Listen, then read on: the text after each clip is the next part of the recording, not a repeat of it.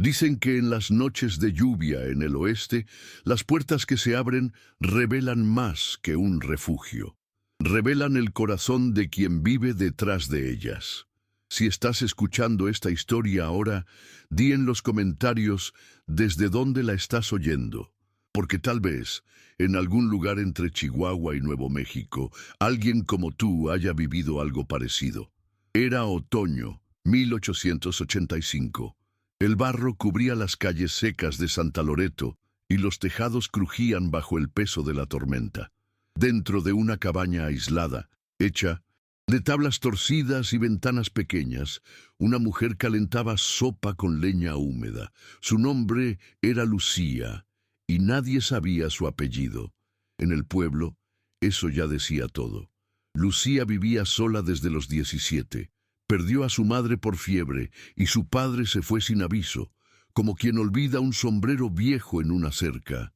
Ahora, a los 26, era vista como sombra en las ferias, como silencio en los salones. Cambiaba raíces por harina, arreglaba ropa por huevos, evitaba las miradas. Había aprendido que, en el oeste, una mujer sola solo es recordada cuando conviene o cuando molesta. Su cabello castaño siempre estaba atado con un lazo gastado, y sus ojos, de un verde claro que nadie más notaba, miraban el mundo con dignidad silenciosa. Aquella noche, el viento soplaba más fuerte de lo habitual, y lo que estaba a punto de suceder no estaba escrito en ninguna Biblia, ni en los periódicos. Fue alrededor de las 8 cuando llamaron a la puerta. 3 golpes secos, como si la urgencia tuviera vergüenza. Lucía dudó. En Santa Loreto, abrir la puerta después del anochecer podía costar la vida, o el alma. Pero había algo en ese sonido, una debilidad que atravesaba la madera. Al abrir, encontró 2 figuras cubiertas de barro, un hombre alto, encorvado, con el rostro sucio y los ojos bajos, y un niño empapado que sostenía su mano con fuerza. El niño parecía tener 6 o 7 años, y había un miedo silencioso en sus ojos. Lucía no preguntó nombres, solo dio un paso al costado y dijo: «Pasen». Ella tomó la manta más seca, puso más leña en la chimenea y dividió la sopa en 3 tazones. Su silencio no la incomodaba. Conocía ese tipo de silencio. El hombre asintió agradecido. No dijo casi nada, solo un «gracias» con voz ronca, y se quedó cerca del fuego, con el niño envuelto en sus brazos. La lluvia golpeaba el techo como clavos gruesos en un ataúd de pino. Lucía se sentó al borde de la silla, observando. Por la postura del forastero, se notaba que había dado órdenes antes, que había tenido hombres bajo su mando. Pero ahora, allí, era solo un cuerpo cansado, protegiendo a otro aún más pequeño. Y eso bastaba. A veces, en el viejo oeste, la compasión era la forma más rara de coraje. El calor de la chimenea reemplazó lentamente el frío que los había seguido hasta allí. El olor de la sopa mezclado con el de la madera mojada creó una especie de tregua en el aire. El niño se durmió primero, con la cabeza apoyada en la pierna del hombre. Lucía los cubrió con una manta, remendada, sin decir palabra. Se sentó junto a la ventana, donde el viento hacía vibrar el cristal como una advertencia, y se quedó allí, en silencio, solo escuchando su respiración. El rostro del hombre, ahora visible bajo la luz del fuego, revelaba marcas profundas en las mejillas y un corte reciente sobre la ceja. No parecía borracho, ni bandido. Parecía alguien que ya había perdido todo, y aún así sostenía firme lo que le quedaba. Al día siguiente, la lluvia se había convertido en llovizna, y el barro del camino se pegaba a las botas como queriendo impedir cualquier partida. Lucía se levantó temprano y salió a sacar agua del pozo. Al volver, encontró al hombre partiendo leña al lado de la cabaña, con un hacha que apenas cortaba, pero aún servía. El niño, todavía somnoliento, intentaba ayudar, apilando pedazos más pequeños con seriedad exagerada. «No tienes que hacer eso», dijo ella, dejando el balde. Él la miró, secándose el sudor con la manga rasgada de la camisa, y respondió, «Solo es lo mínimo». Por primera vez, Lucía sintió que ese lugar, por pobre y olvidado que fuera, estaba siendo visto con cierto respeto. Y eso dolió más que alivió, porque nunca nadie había visto allí un hogar. En la feria, aquella tarde, algunos notaron que Lucía ya no estaba sola. «¿Quiénes son?», susurraron detrás de los puestos. «Forasteros». Durmieron en la casa de la muda. Nadie se preocupaba en hablar bajo cuando se trataba de ella. Pero Lucía mantuvo la cabeza erguida, cambió su manojo de cebollas por harina y regresó antes de que el cielo cambiara de color. El hombre no preguntaba mucho y ella no ofrecía pasado. Solo compartían tareas, silencios y pan. El niño, que se llamaba Samuel, supo ella en un susurro al final de la noche, ya sonreía de lado cuando ella silbaba mientras cocinaba, y esa curva tímida en sus labios, fue más precioso que un oro enterrado. Los días siguientes transcurrieron con una lentitud buena, como si el tiempo finalmente se hubiera sentado a descansar también. Lucía enseñó a Samuel a arreglar una silla rota. Elián, como el hombre se presentó con discreción, ayudó a reforzar la cerca con pedazos de madera vieja e improvisó un soporte para que las vasijas de barro no cayeran con el viento. Nunca preguntaron más de lo necesario. Había entre ellos un pacto no dicho. El pasado podía esperar. Y aunque sin tocar el tema, Lucía notaba, en la forma en que Elián miraba los alrededores por la noche, cómo escuchaba las ramas crujir en la oscuridad, que algo más profundo lo inquietaba. No era solo un hombre cansado, era un hombre huyendo de algo que aún no sabía nombrar en voz alta. En la mañana del sexto día, mientras recogían la ropa tendida detrás de la cabaña, 3 caballos surgieron de la nada en la curva del camino. Jinete con los rostros cubiertos por pañuelos oscuros y armas a la vista, avanzando sin prisa, como quien ya sabe dónde detenerse. Lucía sintió el estómago helarse. Elián dejó caer la cesta con un golpe. Sordo, empujó a Samuel dentro de la casa y se colocó al lado de la puerta. Uno de los hombres habló sin desmontar. «Buscamos a un fugitivo, viajando con un niño. Dicen que pasó por aquí». Lucía, con voz firme y mirada fría, respondió, «Aquí solo viven mujeres y monte. Busquen en otro lado». El silencio que siguió pareció durar una eternidad. La mirada del jinete más viejo se clavó en sus ojos como intentando atravesar su alma, pero por algún milagro de fe o valor, desvió la mirada y dijo a los demás, «Vamos». Después de que partieron, Elián tardó en salir de la sombra. Cuando finalmente lo hizo, no dijo nada. Solo miró a Lucía por largos segundos, como si no supiera si agradecía, pedía perdón o se disculpaba por existir.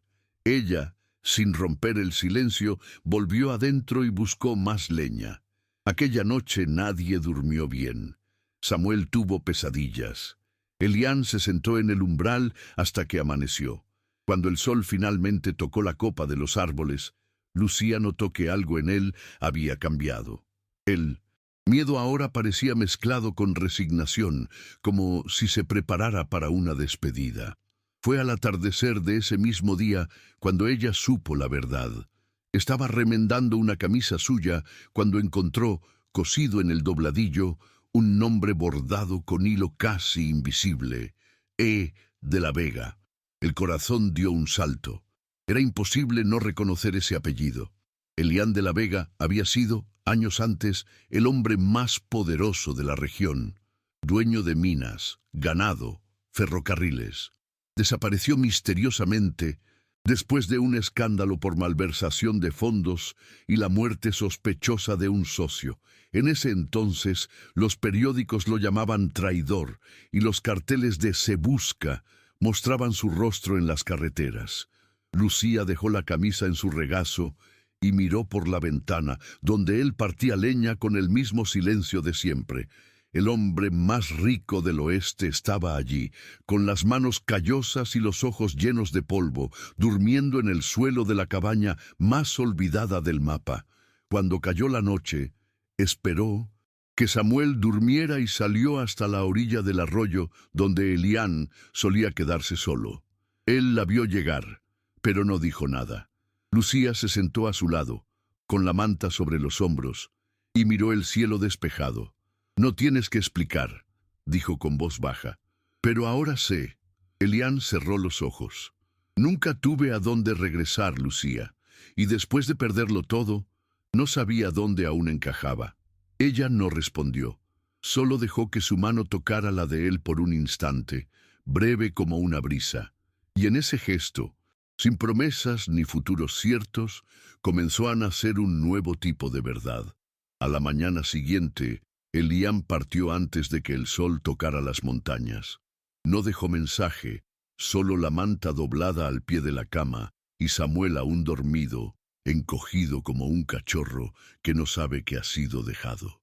Lucía sintió el vacío en el instante en que despertó. Era como si la cabaña de repente hubiera vuelto a ser solo madera, viento y silencio. Encontró al niño llorando bajito en un rincón de la sala. No dijo nada, solo lo acogió en su regazo y allí se quedaron, abrazados por horas, escuchando el sonido del mundo continuar como si nada hubiera pasado. En ese instante, Lucía entendió. Lo que le habían dejado no era un recuerdo, era una responsabilidad, y jamás lo entregaría al abandono que también conocía. En los días que siguieron, la soledad volvió a ocupar los espacios de la casa, pero algo había cambiado. Lucía ahora era vista con desconfianza por la gente del pueblo. Susurros crecían en las ferias, y nadie aceptaba sus intercambios como antes. Ayudó a un criminal, decían, escondió a un ladrón. Las puertas se cerraban a su paso, las monedas eran rechazadas, las miradas se volvían piedras. Pero Lucía no reaccionaba. Seguía firme, con Samuel de la mano y la mirada en el horizonte. Limpiaba los platos con cuidado, cantaba bajito antes de dormir y se esforzaba en mantener el pan caliente en la mesa, aunque a veces solo fuera harina y agua. Porque ahora, más que nunca, la casa necesitaba parecer un hogar. Samuel también empezó a cambiar. Poco a poco volvía a jugar, a reír con los pajaritos, a preguntar cosas sobre el mundo. ¿Por qué la madera cruje por la noche? ¿Por qué el cielo cambia de color cuando lloramos? ¿Por qué hay gente que tiene mucho y otra que no tiene nada? Lucía no tenía todas las respuestas, pero siempre escuchaba con atención. En una tarde de viento fuerte, mientras barrían hojas del pórtico, el niño se detuvo, la miró con ojos serios y dijo, «¿Ahora eres mi mamá?» Ella no respondió de inmediato. El mundo pareció detenerse alrededor. Luego se arrodilló, le tomó la cara entre las manos y habló. «Si quieres, sí lo soy». Y él quiso. Fue entonces cuando el pueblo empezó a sentir el peso de algo extraño. Una tarde, mientras Lucía regresaba del pozo, una nube de polvo apareció al final del sendero. No era común. Caravanas no pasaban por ahí desde hacía meses. En menos de una hora llegaron 5 carretas, llenas de sacos de harina, fardos de tela, barriles de medicinas, herramientas e incluso botas nuevas. Hombres con camisas limpias y caballos bien cuidados bajaron de las carretas con órdenes claras: repartir todo entre la comunidad. La gente salió de sus casas confundida, los rostros desconfiados. «¿De dónde vino esto?», preguntaban. Uno de los hombres, con traje desgastado pero digno, abrió una hoja de papel y leyó en voz alta: «Donación en nombre de Lucía Navarro». Un silencio profundo cayó sobre Santa Loreto, como si el suelo hubiera abierto los ojos. Lucía estaba lavándose las manos en la pila cuando escuchó los murmullos que venían del camino. Al salir, la calle de tierra estaba llena de gente. Rostros que hasta el día anterior la evitaban, ahora se giraban para mirarla. Algunos con vergüenza, otros con curiosidad, algunos incluso con lo que parecía arrepentimiento en los ojos. Los caballos fueron atados, las carretas descargadas frente a la capilla, y su nombre seguía resonando entre bocas como un susurro incómodo: Lucía Navarro. Por primera vez dijeron su nombre completo en público, como si tuviera peso, origen y un lugar donde sostenerse. Ella no entendió de inmediato. Solo tomó la mano de Samuel y caminó despacio hasta el centro de la plaza, donde los hombres de las carretas organizaban los suministros en filas. —¿Usted es Lucía Navarro? —preguntó uno de ellos. Ella asintió con un gesto seco. —Hay algo más. El hombre extendió un sobre grueso, sellado con cera azul. Lucía dudó, pero lo abrió. Dentro, una carta escrita a mano, con caligrafía firme, fechada el día anterior. Elián contaba que había partido no por miedo, sino por estrategia. Necesitaba limpiar su nombre antes de que cualquier perdón fuera posible. Contaba que, con ayuda de antiguos aliados y documentos ocultos, había logrado probar su inocencia, que había sido traicionado, acusado y perseguido por intereses mayores, pero que ninguna de esas victorias habría importado si no fuera por lo que encontró en aquella cabaña de madera. No salvaste solo mi cuerpo, Lucía, salvaste a mi hijo, salvaste lo que quedaba de mí. Por eso, todo lo que tengo ahora empieza de nuevo en tu nombre. Al final, una petición sencilla: cuida al niño. Si no vuelvo, él ya tiene una madre mejor de la que yo jamás podría ser. Lucía se sentó en la escalera de la iglesia, sin saber qué hacer con eso. El sobre aún pesaba en sus manos, como si trajera consigo no solo papel, sino todo lo que había perdido, y ahora volvía de forma inesperada. A su alrededor nadie se atrevía a acercarse. El pueblo que antes la aislaba ahora parecía pequeño ante lo que se revelaba. Las mujeres susurraban, los hombres evitaban su mirada. Algunos traían panes, otros excusas improvisadas. Pero Lucía no se movió.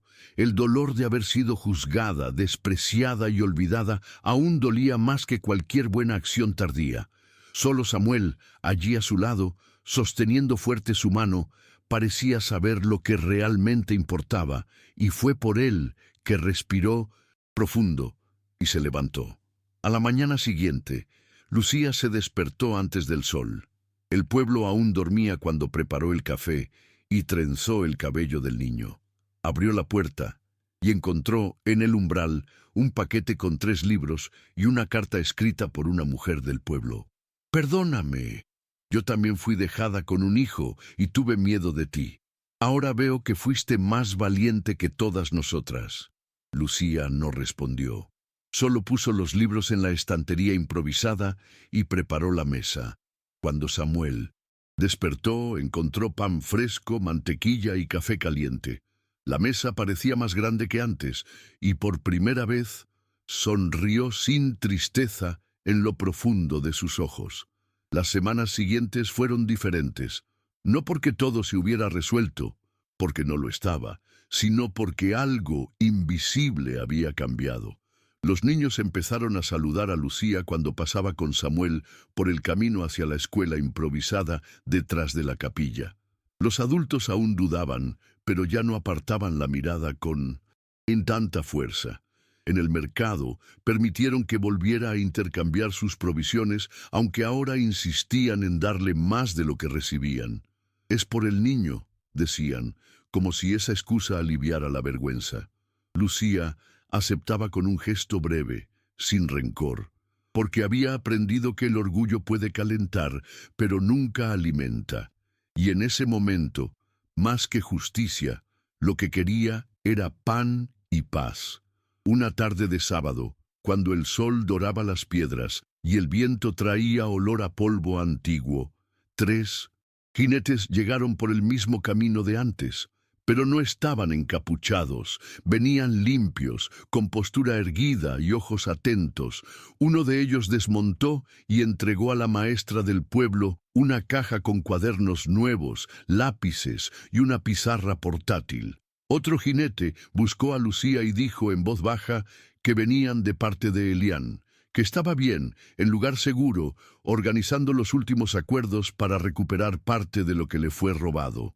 Dijo que pronto volverá, murmuró, antes de seguir con los otros para entregar más provisiones a los habitantes. Lucía no dijo nada, solo observó. Era como ver la tierra seca recibiendo, gota a gota, una lluvia que no se jacta de caer. Esa noche Samuel pidió dormir con la puerta abierta. «Quiero ver si él llega», dijo con los ojos brillantes. Lucía sonrió y asintió. El niño se durmió en el umbral, envuelto en una manta, con los pies aún sucios de tierra. Ella se quedó a su lado, con la tetera al fuego, escuchando los sonidos de la noche. El grillo, escondido bajo el escalón, la rama rozando el techo, el susurro del viento que parecía traer noticias del mundo allá afuera. Y en ese silencio, pensó en todo lo que había cambiado sin que ella pidiera, en todo lo que había perdido, para descubrir lo que realmente nunca le fue quitado: paciencia, coraje, refugio. Esas cosas no dependen de nombre ni fortuna, solo dependen de alguien que en el momento justo abre la puerta. Días después, cuando nadie lo esperaba, él llegó, a caballo, solitario, con la ropa limpia y el rostro marcado por el sol. Se detuvo frente a la cabaña, como si tuviera miedo de perturbar algo sagrado. Samuel corrió antes de que Lucía se levantara. Se aferró al padre con la fuerza de quien ya entendió lo que es ser dejado. Elián desmontó despacio, se arrodilló y abrazó a su hijo por largos minutos. Luego levantó la mirada hacia ella. No dijo nada de inmediato. Solo se quitó el sombrero, como quien entra a un templo. «No volví a pedirte nada, Lucía. Volví porque entendí que lo que importa ya lo había encontrado esa noche». Ella no respondió, pero sus ojos, por primera vez en años, estaban llenos, no de miedo, sino de algo que parecía esperanza. Elián no se apresuró a retomar el lugar que tuvo. No llegó con carruajes ni órdenes. Se quedó en la cabaña, ayudando en las tareas como antes. Arregló la ventana que siempre chirriaba, reforzó la cerca trasera y enseñó a Samuel a tallar madera con una navaja antigua. Por las noches, contaba historias del tiempo, en que viajaba por minas y vías férreas, pero ahora con otra voz, ya no de dueño del mundo, sino de alguien que finalmente entendía el valor de las cosas pequeñas. Lucía lo observaba en silencio con cautela, pero también con un calor nuevo en el pecho. El pueblo tardó en aceptar su presencia, aún había miradas torcidas, susurros en las esquinas, pero nadie más lo denunciaba. Y eso, en ese rincón del mundo, ya era señal de que algo empezaba a ceder. Fue en una de esas noches tranquilas, con olor a pan horneándose y el sonido de los búhos a lo lejos, cuando Elián se acercó a la pequeña mesa donde Lucía cosía. Se sentó sin pedir permiso y permaneció en silencio un rato. Luego dijo: «Tenía todo y no sabía lo que era un hogar. Perdí todo, y tú me lo mostraste». Ella no dejó de coser, pero sus dedos se hicieron más lentos. «No quería ponerte en peligro», continuó él. «Pensé que irme sería la forma más segura de protegerte». Lucía suspiró, mirando el fuego. «A veces, proteger es como quedarse, incluso cuando da miedo». Él asintió sin defenderse, y en ese acuerdo tácito, una herida antigua empezó finalmente a cicatrizar. El domingo siguiente, invitaron a Lucía y Samuel a la misa por primera vez en años. No hubo discursos ni disculpas públicas, pero el gesto, ese banco limpio y reservado en la primera fila, decía más que las palabras. Samuel se acomodó entre los dos, apretando las manos de ambos, como si supiera que era una nueva página que se volvía. Cuando el padre habló sobre justicia, misericordia y tiempo, Lucía sintió que se le humedecían los ojos, no por la fe, sino porque alguien, al fin, la había mirado y visto más que su pobreza, visto la verdad. Con el paso de los meses, la cabaña recibió pequeñas mejoras. Un gallinero atrás, un pozo con palanca reforzada, una estantería con libros que llegaban por correo. Samuel aprendió a leer rápido y le encantaba imitar las voces de los personajes. Elián construyó un banco largo de madera rústica y lo colocó frente a la casa. Para cuando alguien llegue cansado, dijo. Y Lucía, que siempre había vivido con miedo de quién tocaba la puerta, comenzó a notar que el sonido de pasos en el camino ya no le causaba dolor. Lo que antes era un refugio improvisado, ahora se convertía en hogar. Y allí, bajo ese techo de tablas y esperanza, algo más grande crecía. No era riqueza ni prestigio, era pertenencia. Al llegar el invierno, Elián empezó a trabajar con madereros de la región, ayudando a organizar transporte y comercio justo con otras aldeas. No se identificaba como de la Vega. Dejó atrás el apellido Grande, como si perteneciera a otro hombre, otro tiempo. Ahora era solo Elián, el hombre que arreglaba ruedas, compartía ganancias y volvía temprano a casa. Lucía observaba esos cambios con mezcla de asombro y calma. Nunca pidió nada, y tal vez por eso todo lo que recibía ahora parecía nacer de un lugar más verdadero. Cuando él llegaba cubierto de serrín y cansancio, ella dejaba el plato sobre la mesa y el paño limpio en el respaldo de la silla. No era romance ni teatro, era cotidiano y era suficiente. Cierta noche, una mujer del pueblo tocó la puerta pidiendo ayuda. Su hijo tenía fiebre alta, el marido ausente. Lucía tomó su bolsa de hierbas, siguió a la mujer en la oscuridad y pasó la noche cuidando al niño. Cuando volvió, por la mañana, encontró a Samuel todavía dormido y a Elián barriendo el suelo de la cocina. «Estuviste aquí cuando nadie estuvo por mí. Ahora es mi turno», dijo antes de que él preguntara algo. Y así, sin grandes promesas, Lucía también se convirtió en un pilar de la comunidad.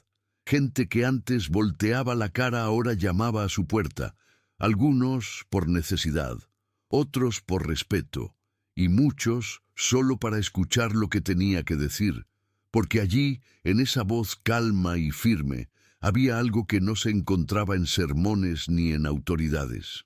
Había verdad. Samuel crecía rápido.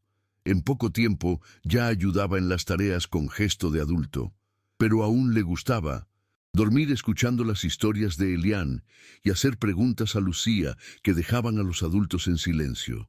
«Mamá, ¿por qué antes nadie nos veía?» Ella sonreía con tristeza. «A veces la gente mira, pero no ve». Y el niño respondía, «Pero ahora ven, ¿verdad?» Y ella asentía, aunque sabía que la memoria del pueblo era corta y el reconocimiento frágil.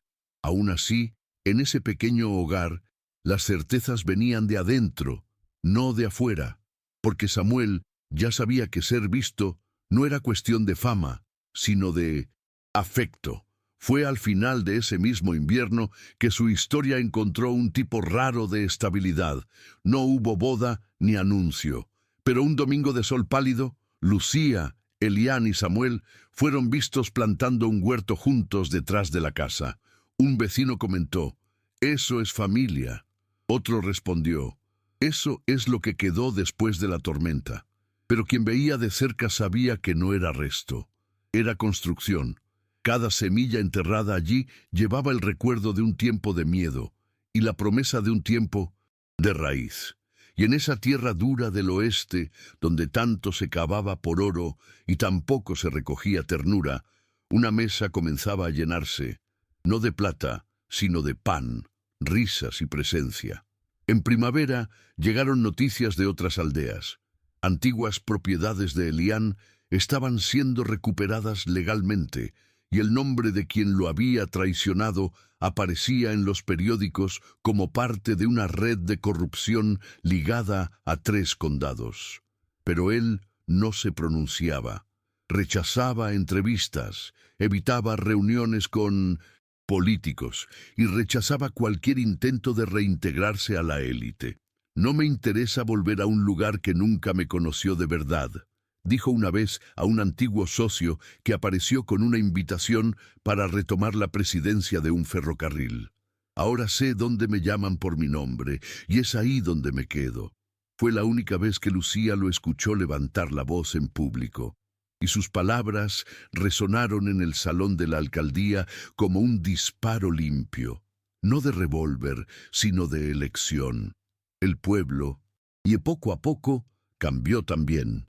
El antiguo comerciante, que antes se burlaba de los intercambios de Lucía, comenzó a organizar ferias de trueque entre los habitantes. La maestra empezó a enseñar lectura a adultos, usando libros donados por una mujer que abrió su puerta a lo imposible. La capilla hizo una jornada de trabajo y cambió el techo con la ayuda de Elián, que trabajó con los demás como uno más. Y Lucía, aunque no deseaba cargo alguno, comenzó a ser buscada para resolver disputas, opinar en decisiones, acoger a los enfermos. No habla mucho, pero cuando habla, la escuchamos, decía el herrero. Y poco a poco, la mujer invisible pasó a ser memoria viva de un cambio que nadie sabía explicar, pero todos sentían. Una tarde de cielo abierto, Elián colocó una nueva placa frente a la casa. Era simple, de madera oscura, con letras hechas a cuchillo. Casa Navarro. No tenía su nombre ni apellido heredado, tenía el nombre de ella, y eso lo decía todo. Cuando terminó, se sentó junto a Lucía en la veranda. Si algún día desaparezco de nuevo, ¿sabes dónde empieza esta historia? Ella sonrió con los ojos. ¿Ya escribiste el final? Todavía no, pero sé que es aquí. El niño corría alrededor de la casa, imitando caballos con un pedazo de cuerda. Los dos quedaron allí, en silencio, mirando el atardecer teñir la tierra de naranja y polvo. Era como si la vida, finalmente, hubiera aprendido el camino de regreso. La noche siguiente, Samuel pidió que cada uno dijera algo bueno del día antes de dormir. El olor del pan de mamá, dijo él. La risa de Samuel, dijo Lucía. Elián pensó un poco y dijo, haber vuelto antes de que fuera tarde. El niño rió, enroscándose entre los dos.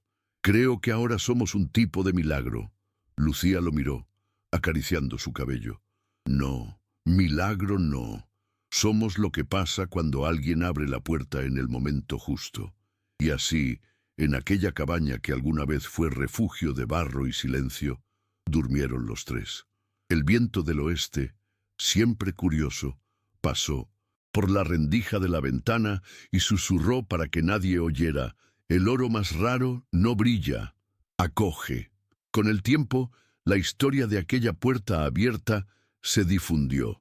Viajeros que pasaban por Santa Loreto preguntaban por la mujer que un día acogió a un hombre cubierto de barro y le devolvió un nombre.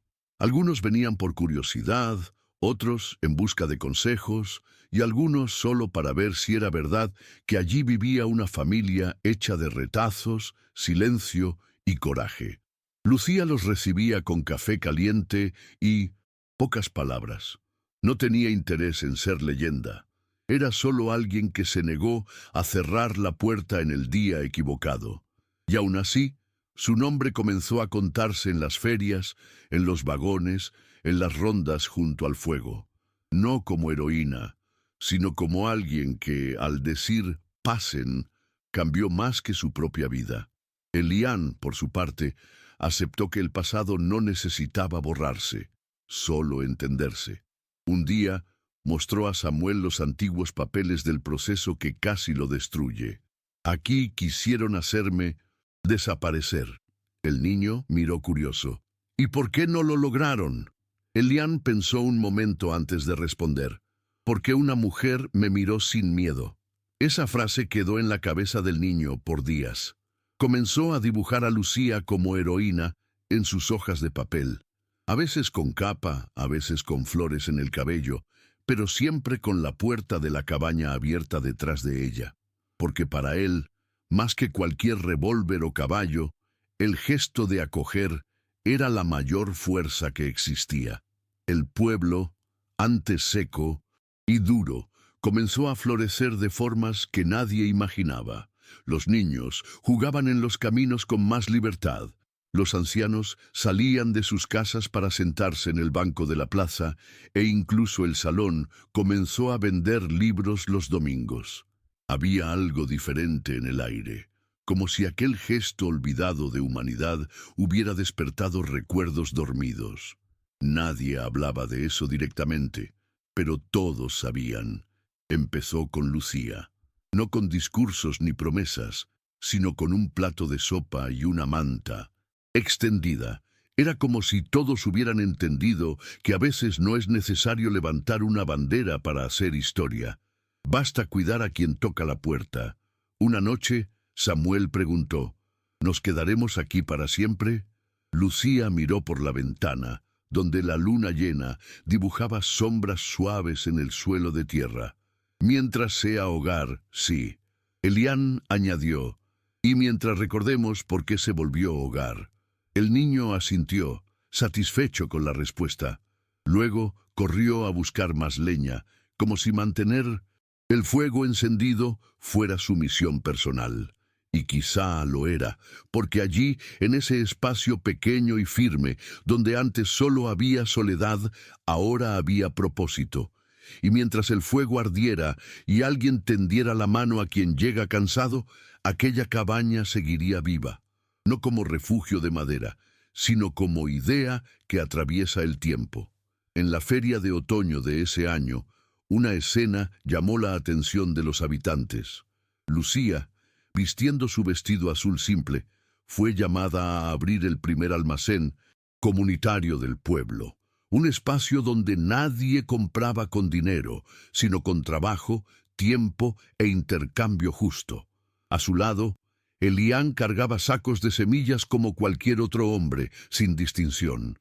Y Samuel corría entre las estanterías improvisadas, mostrando a otros niños dónde estaban los granos, los jabones y los lápices para escribir. La ceremonia fue rápida, casi silenciosa. Pero al final, un anciano se acercó y dijo, «No sé si te has dado cuenta, muchacha, pero hoy es el primer día en 1960 que nadie te llamó invisible». Lucía sonrió con los ojos bajos. No necesitaba más público, solo la certeza de que su silencio, al fin, se había convertido en tierra fértil. Con la llegada del frío, llegaron también los desafíos.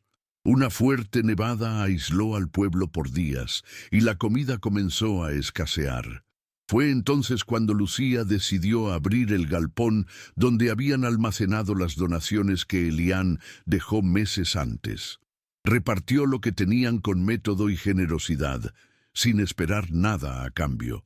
Cada uno lleva lo que necesita, solo lo que necesita. Algunos se extrañaron. ¿Y si falta?, preguntaron, y ella respondió, «Falta es cuando nadie comparte».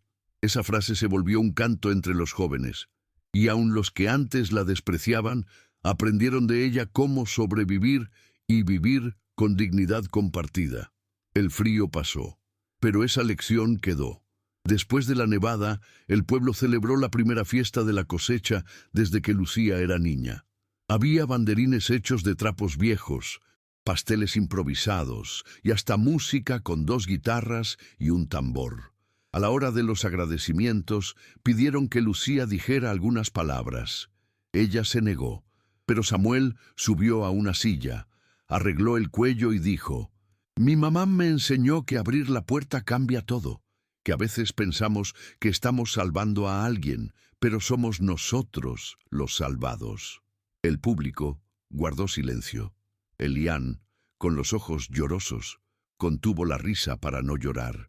Lucía solo pasó la mano por el cabello del niño y dijo, «Listo, ahora ya dijeron lo que importaba», y el pueblo aplaudió, no como si la festejara, sino como agradeciendo haberla escuchado a tiempo. En una madrugada cualquiera, Lucía despertó con el sonido del viento, salió de la cama, se envolvió en el chal y fue a la veranda. El cielo estaba despejado, salpicado de estrellas. Se sentó en el banco de madera y cerró los ojos un momento. Recordó la noche en que 2 figuras tocaron su puerta, sucios de barro, con los ojos cargados de cansancio. Recordó la manta, la sopa, el silencio compartido y sonrió, porque ahora, tanto tiempo después, la misma puerta estaba allí, pero ya no era un refugio pasajero, era punto de partida, y allí, en esa casa que comenzó de la nada, lo que se construyó fue todo. Una vez, un periodista venido de la capital apareció en el pueblo, curioso por la historia que corría entre condados. Quería entrevistar a Lucía, publicar su vida en un periódico importante, llamar aquello Renacimiento Moral del Oeste. Ella se negó. Aquí no hay milagro, señor. Solo hubo una puerta abierta y alguien que necesitaba entrar. El hombre insistió, diciendo que el país necesitaba historias así. Pero Elián, que escuchó la conversación desde el fondo del huerto, se acercó y dijo con firmeza: «Si quiere escribir, escriba sobre lo que aprendió, pero deje que la dueña de la historia siga viviendo en paz». El periodista se fue con un cuaderno lleno de garabatos y más dudas que respuestas. Y ese día, el pueblo aprendió que no toda gran historia necesita venderse para ser recordada. Pasaron los años, y Samuel creció como una hermosa mezcla de ambos.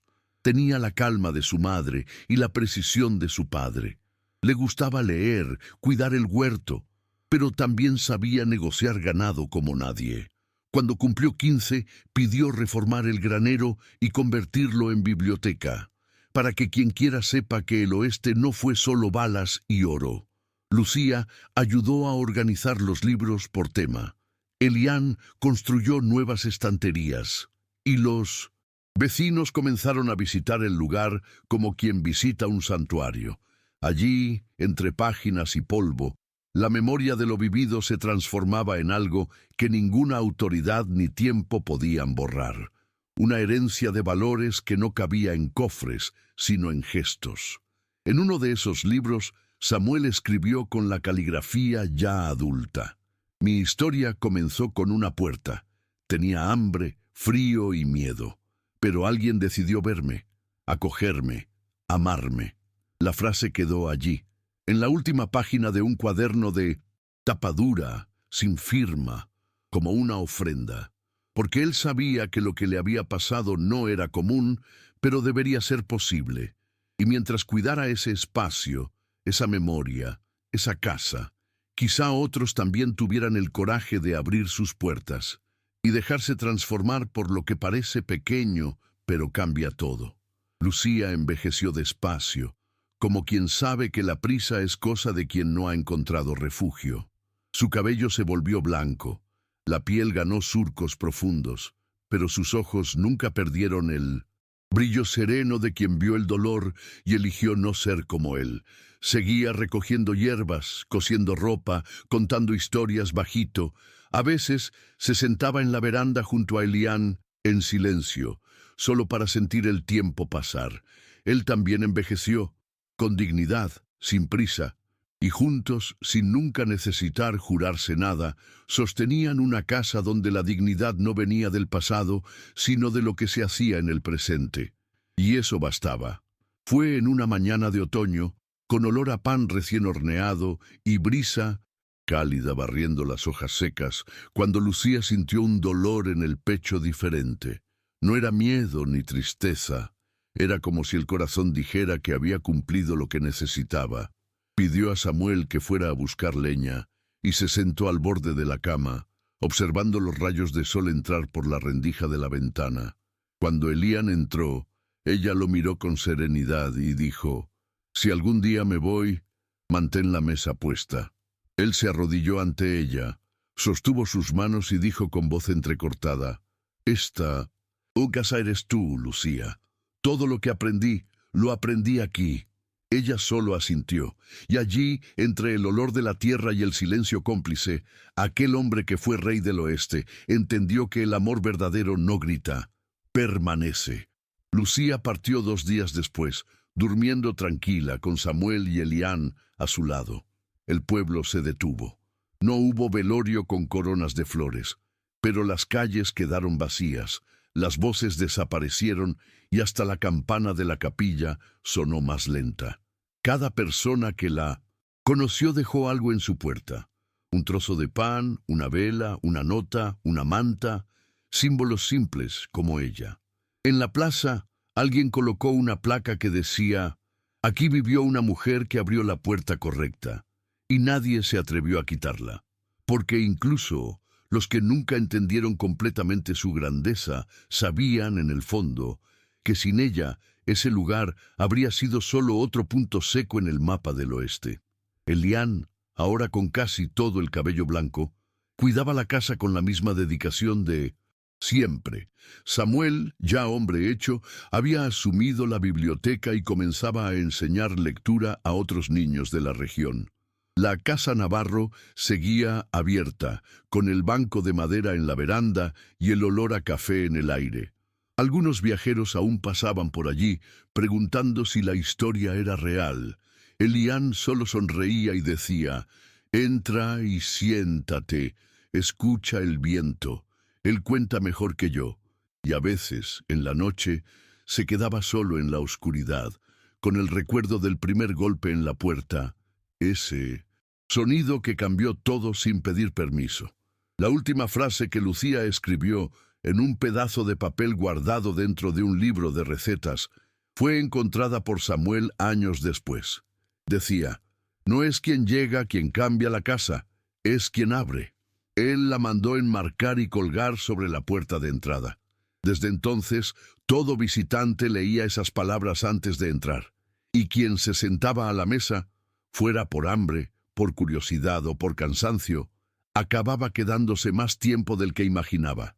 Porque en esa casa, hecha de barro, madera y memoria, había un silencio diferente, un silencio que acogía. Y decían que, en ciertas noches, el viento soplaba entre las rendijas con un susurro antiguo. Aquí fue donde todo comenzó. Años después, cuando Samuel ya era padre y el pueblo se había convertido en punto de paso para viajeros del sur, una niña preguntó por qué la casa siempre tenía la puerta entreabierta. Él respondió con naturalidad: «Porque aquí nunca se sabe quién va a necesitar». «Entrar». La niña, con ojos atentos y curiosos, sonrió y dijo: «¿Entonces es una casa mágica?». Y él rió bajito, pasando la mano por el cabello de su hija. «No, cariño, es una casa humana». Y en esa respuesta simple, cargada de recuerdo y elección, el legado de Lucía seguía vivo. No como mito, sino como práctica, porque en ese pedazo de mundo donde el poder solía silenciar a los buenos, ahora era el gesto de abrir lo que enseñaba lo que realmente importa. Un día, un joven recién llegado de otro territorio se sentó en el banco de la veranda y se quedó quieto. Parecía cansado, con los ojos hundidos y las manos temblorosas. Samuel le trajo café, pan y silencio. Se quedaron allí por horas, sin preguntas. Cuando el joven finalmente habló, dijo solo: «Nunca pensé que alguien todavía abriera puertas así». Samuel lo miró con la misma calma que un día aprendió: «No abrimos porque sepamos quién viene, abrimos porque sabemos quiénes fuimos». Y en ese instante, lo que Lucía sembró, mucho antes de saber que sembraba, floreció de nuevo, como toda semilla que no olvida dónde cayó, porque al final el viejo oeste no estaba hecho solo de armas, rieles y polvo. También estaba hecho de casas simples, donde una manta compartida valía más que una caja fuerte llena. Y fue allí, en esa cabaña de tablas gastadas y ventanas estrechas, donde se formó el hogar más improbable, no por sangre ni por riqueza, sino por el coraje silencioso de una mujer que cierta noche abrió la puerta y nunca más. Estuvo sola,